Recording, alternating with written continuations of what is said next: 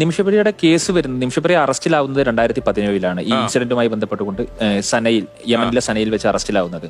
അതിനുശേഷം ഏതാണ്ട് വിചാരണ നടക്കുന്ന സമയത്ത് 3 വർഷം നിമിഷപ്രിയയുടെ കേസ് പുറം ലോകം അറിഞ്ഞിരുന്നില്ല. ഇതുമായി ബന്ധപ്പെട്ടുകൊണ്ട് നിമിഷപ്രിയ ആക്ഷൻ കൗൺസിൽ വിശേഷിപ്പിക്കാറുള്ളത് ഒരു യുദ്ധത്തിന്റെ ഇര എന്നുള്ള നിലയ്ക്കാണ്. കാരണം ഈ കാലഘട്ടത്തിൽ അവിടെ ആഭ്യന്തര യുദ്ധം നടക്കുന്ന സമയമായിരുന്നു യമനിൽ. അതുകൊണ്ട് തന്നെ ആ സമയത്ത് കൃത്യമായി നിമിഷയ്ക്ക് ഒരു ലീഗൽ ഡിഫൻസ് കിട്ടിയിട്ടില്ല.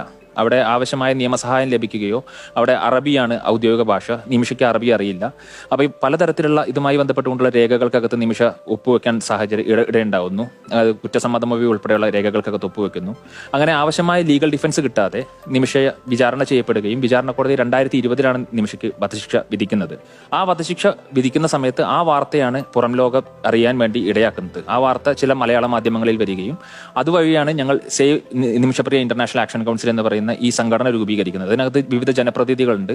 ലോക കേരള സഭാംഗങ്ങളാണ് ഇതിനകത്ത് കാര്യമായി മുൻകൈ എടുത്തത്. അങ്ങനെ 2020 തൊട്ട് തുടങ്ങിയ നിയമ പോരാട്ടമാണിത്.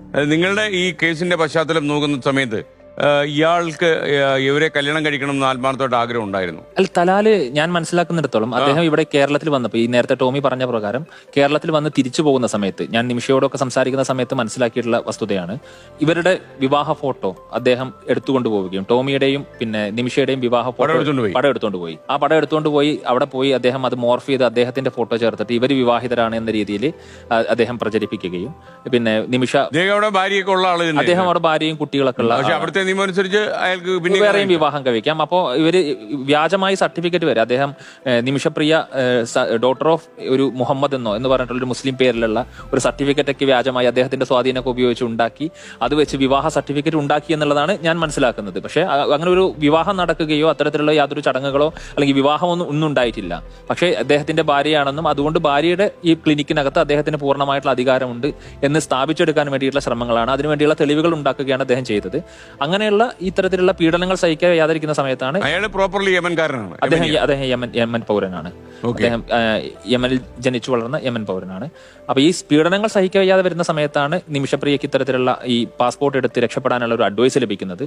അപ്പോ അതുപോലെ ഈ സ്വത്തുക്കളൊക്കെ അടിച്ചെടുക്കാനാണ് ശ്രമം നടത്തിയത്. ഇവർക്കൊരു കാർ ഉണ്ടായിരുന്നു. സ്വാഭാവികമായിട്ടും അതാണ് നേരത്തെ ടോമി പറഞ്ഞത്, കാർ ഉണ്ടായിരുന്നു. ഈ ക്ലിനിക്കിൽ നിന്നുള്ള പൂർണ്ണമായിട്ടുള്ള വരുമാനം ക്ലിനിക്കിന്റെ രേഖകൾ ഉണ്ടാക്കുന്ന സമയത്ത് അത് അദ്ദേഹത്തിന്റെ പേര് കൂടി ഉൾപ്പെടുത്തി അദ്ദേഹത്തിനെ പിന്നെ അതിന്റെ ഒരു ഓണറായി മാറ്റുന്നു. അതിനുള്ള ഈ നിമിഷപ്രിയോട് താങ്കൾ സംസാരിച്ചപ്പോഴേ ഈ അവിടുത്തെ മതാചാര പ്രകാരം ഇങ്ങനെ കല്യാണം നടത്താനായി ശ്രമിച്ചോ? അത്തരത്തിലുള്ള ശ്രമം നടക്കുകയോ അല്ലെങ്കിൽ കല്യാണം നടന്നതായിട്ടോ ഒരിക്കലും നിമിഷപ്രിയ എന്നോട് പറഞ്ഞിട്ടില്ല. അങ്ങനെ ഒരു ശ്രമവും നടന്നിട്ടില്ല, അത്തരത്തിലുള്ളതുമില്ല. പക്ഷെ ഇത്തരത്തിലുള്ള രേഖകൾ ഉണ്ടാക്കിയിട്ടുണ്ട് എന്ന് പറഞ്ഞിട്ടുണ്ട്. ഈ പറയുന്ന ഈ ക്ലിനിക്കിന്റെ ഓണർഷിപ്പും ഈ ബിസിനസ് സംബന്ധമായിട്ടുള്ള കാര്യങ്ങൾ ഇതാക്കാൻ വേണ്ടിയും ആ സമൂഹത്തിന്റെ മുമ്പിൽ അദ്ദേഹത്തിന്റെ ഭാര്യയാണ്. സ്വാഭാവികമായിട്ടും യമൻ പോലെയുള്ള ഒരു സമൂഹത്തിനകത്ത് ഭാര്യയുടെ സ്വത്തിന് പൂർണ്ണമായും അവകാശം ഭർത്താവിനാണ് എന്നുള്ളത് കൊണ്ട് ഭാര്യയാണെന്ന് സ്ഥാപിച്ചെടുക്കാൻ വേണ്ടി അദ്ദേഹം ചില ഈ കാര്യത്തിൽ ഇപ്പൊ നിമിഷയ്ക്ക് ഇത്രയും രീതിയിലുള്ള പീഡനങ്ങൾ ഇയാൾ ഏറ്റുവാങ്ങേണ്ടി വന്നപ്പോ നിമിഷപ്രിയ അവിടെ എന്തെങ്കിലും പരാതി കൊടുത്തായിട്ട് താങ്കളോട് പറഞ്ഞിരുന്നു? നിമിഷപ്രിയ പരാതി കൊടുത്തിട്ടുണ്ട്. ആ പരാതിയുടെ അടിസ്ഥാനത്തിൽ ഈ തലാലിനെ പലതവണ പോലീസ് ചോദ്യം ചെയ്യുകയും അറസ്റ്റിലാവുകയും ചെയ്തിട്ടുണ്ട്. തലാല് ചില ഘട്ടങ്ങളിൽ തലാല് അറസ്റ്റിലായി ജയിലിലായിട്ടുണ്ട് എന്നുള്ളതാണ് ഞാൻ മനസ്സിലാക്കുന്നത്. പക്ഷേ ദീർഘകാലത്തേക്കല്ല, ചെറിയ ദിവസങ്ങളിൽ അതിന്റെ കൂടി വൈരാഗ്യം പിന്നീട് തലാലിന് നിമിഷയോട് ഉണ്ടാകുന്ന സാഹചര്യം ഉണ്ടായിട്ടുണ്ട്. അപ്പോൾ അത്തരത്തിൽ ജയിലിലാകുന്നു, പുറത്തിറങ്ങുന്ന സമയത്ത് വീണ്ടും പീഡനങ്ങൾ വർദ്ധിക്കുന്നു എന്നുള്ള സാഹചര്യം വരുമ്പോഴാണ് പിന്നീട് ഇത്തരത്തിലുള്ള ഒരു നീക്കത്തിലേക്ക് പോകും. ക്രൈമിലേക്ക് വന്നു കഴിഞ്ഞാൽ ഈ ഉപോത്ബലകമായ ക്രൈം എന്തായിരുന്നു അങ്ങയുടെ അറിവിൽ? ഇപ്പൊ കാര്യം കുറെ തവണ നിമിഷപ്രിയായിട്ട് സംസാരിക്കാൻ പറ്റിയല്ലോ. സ്വാഭാവികമായും ഈ പാസ്പോർട്ട് എടുത്ത് രക്ഷപ്പെടണമെങ്കിൽ നിമിഷയ്ക്ക് പിന്നെ ഒരു ബലം പ്രയോഗിച്ചുകൊണ്ട് പാസ്പോർട്ട് എടുത്ത് രക്ഷപ്പെടാൻ സാധിക്കില്ല. അപ്പോൾ നിമിഷയ്ക്ക് ചെയ്യാൻ സാധിക്കുക, നിമിഷയ്ക്ക് ലഭിച്ച ഉപദേശവും, ചില ആളുകൾ നിമിഷയെ സഹായിക്കുന്ന ആളുകൾ അവർ ഉപദേശിച്ചത് സെഡേറ്റ് ചെയ്തിട്ട് ഇദ്ദേഹത്തെ മയക്കുമരുന്ന് എന്തെങ്കിലും കുത്തിവെച്ചുകൊണ്ട് പിന്നെ പാസ്പോർട്ട് എടുത്ത് മയക്കി കിടത്തി ആ സമയത്ത് പാസ്പോർട്ട് എടുത്ത് പിന്നെ രക്ഷപ്പെടാൻ വേണ്ടിയാണ് ശ്രമിക്കാൻ പറഞ്ഞത്.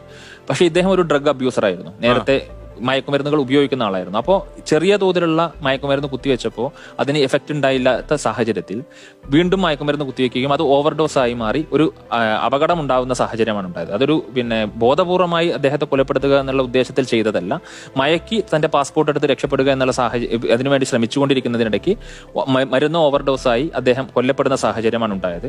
ഇതേ തുടർന്ന് നിമിഷ അവിടുന്ന് രക്ഷപ്പെട്ടു പോവുകയും പിന്നീട് ആഴ്ചകൾക്ക് ശേഷമാണ് നിമിഷ യമന്റെ മറ്റൊരു പ്രദേശത്ത് വെച്ച് അറസ്റ്റിലാവുന്നത്. അല്ല, ഏതെങ്കിലും പരാതി വന്നിട്ടാണ് അറസ്റ്റ് ചെയ്യപ്പെട്ടത്? അതോ പോലീസ് ചെക്കിങ്ങിലെങ്ങാനും പിടിക്കപ്പെട്ടതാണോ? അതിന്റെ സ്വാഭാവികമായിട്ടും എങ്ങനെ ഈ കേസ് വന്നു എന്നുള്ളതിനെ സംബന്ധിച്ച് നമുക്കറിയില്ല. നിമിഷ അവിടുന്ന് പാസ്പോർട്ട് അവരുടെ രേഖകൾ എടുത്ത് അവർ രക്ഷപ്പെട്ടു പോവുകയും ഒരു യമൻ അതിർത്തി കടക്കാൻ ശ്രമിക്കുന്നതിനിടയ്ക്ക് ആഴ്ചകൾക്ക് ശേഷം പിന്നീട് പിന്നെ യമന്റെ വേറൊരു പ്രദേശത്ത് വെച്ച് നിമിഷ അറസ്റ്റിലാകുന്ന സമയത്ത് അറിയാൻ സാധിക്കുന്നത് എന്താ വെച്ചാൽ ഈ തലാൽ മുഹമ്മദിന്റെ ബോഡി ഏതാണ്ട് 100-ലധികം കഷ്ണങ്ങളാക്കി മുറിച്ചു പിന്നെ വാട്ടർ ടാങ്കിൽ ഇട്ടു എന്നുള്ള ഒരു ആരോപണമാണ് വരുന്നത്. ആ കുറ്റം കൂടി നിമിഷയുടെ മുകളിൽ ചാർത്തപ്പെടുന്ന സാഹചര്യമാണ്. അത് യഥാർത്ഥത്തിൽ നിമിഷപ്രിയ ചെയ്തതല്ല. നിമിഷപ്രിയ അല്ല ആ കൃത്യം ചെയ്തത് എന്ന് അവർ തന്നെ ആവർത്തിച്ച് പറയുന്നുണ്ട്.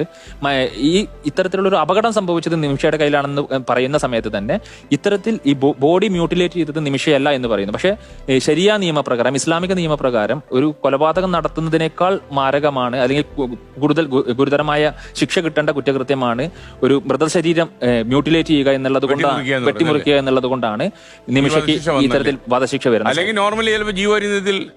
ഒരു പക്ഷേ ഈ നിമിഷയോടൊപ്പം ഈ കൃത്യത്തിൽ പങ്കെടുത്തു എന്ന് പറയുന്ന ഹനാൻ എന്ന് പറയുന്ന യമൻ സ്വദേശിക്ക് ജീവപര്യന്തം ശിക്ഷ. അവരും ഈ നിമിഷയോടൊപ്പം നഴ്സായിരുന്നു. അതൊരു പ്ലാൻഡ് ആയിട്ടുള്ള ഒരു മർഡർ ആയിരുന്നില്ല, അതൊരു അപകടമരണമായിരുന്നു. അത് നിമിഷ ശ്രമിച്ചത് ഈ പാസ്പോർട്ട് എടുത്ത് രക്ഷപ്പെടാൻ ശ്രമിക്കുന്നതിനിടയ്ക്കുണ്ടായ ഒരു അപകടമരണമായിരുന്നു.